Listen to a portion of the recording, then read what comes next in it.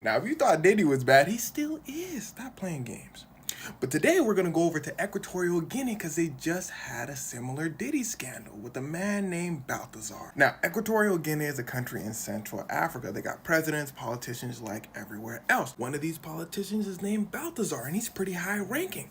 But see, Baltasar had a problem. He was under investigation for stealing money. I said, all right, cool. We're going to search your house and all that. Baltasar said, you going to search my house? They said, yeah, we're going to search your house. We're going to search your office. So they searching through Baltasar's house, his office, and all that.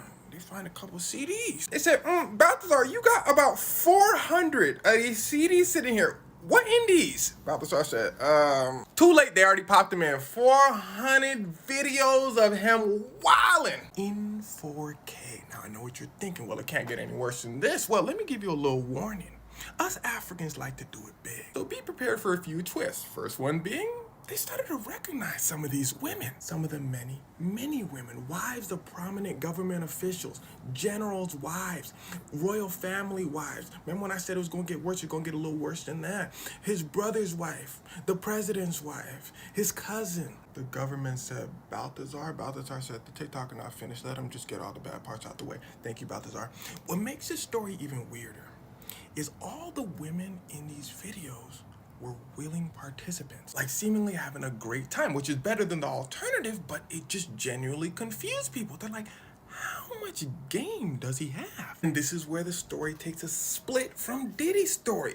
Diddy, some people consensual, some people not. Diddy, go to jail.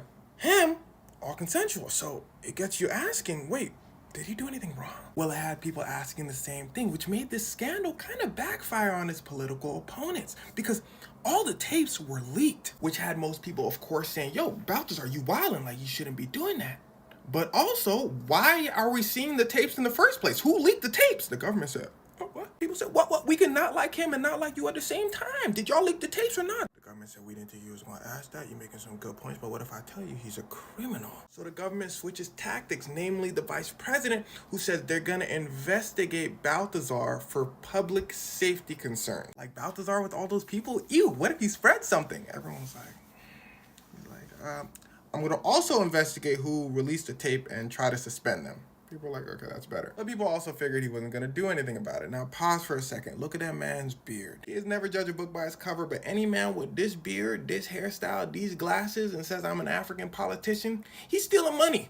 And well, he's stealing money. And well, here's where it starts to get wicked. See, this story is a little deeper than it seems. Equatorial Guinea has been caught up in its share of corruption scandals, namely the vice president and his dad, the president, stealing money from the people. In fact, the United States, France, other countries seized hundreds of millions of dollars from the vice president saying, yo, you embezzled and stole this money.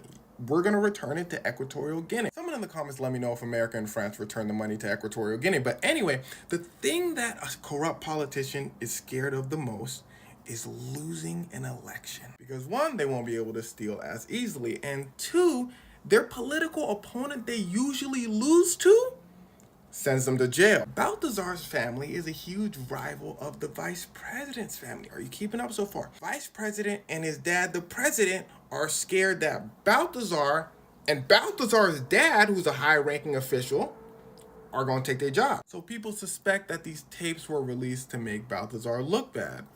And well, they made him look bad. But then the tapes kind of backfired because the president and the vice president started noticing something.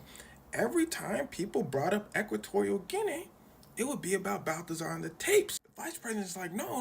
We a small country. We trying to build our fame in other ways, which is very important in the world stage, which is why governments fund Olympic athletes and anything that makes the country look good. When you think South Korea, you think, oh, they have some pretty good K-pop bands. Nigeria, sensational Afrobeats artists, Nollywood movies. Now, it's not all these countries have to offer, but it gets you thinking about the country. So Equatorial Guinea's government fears asking the world, yo, have y'all heard about Equatorial Guinea? And people saying, oh, that's the one with Baltasar. Damn. So they suppressed the tapes super hard. While the damage is already done, Baltasar's probably cooked. Also, he has a wife and 6 kids, so that's kind of sad.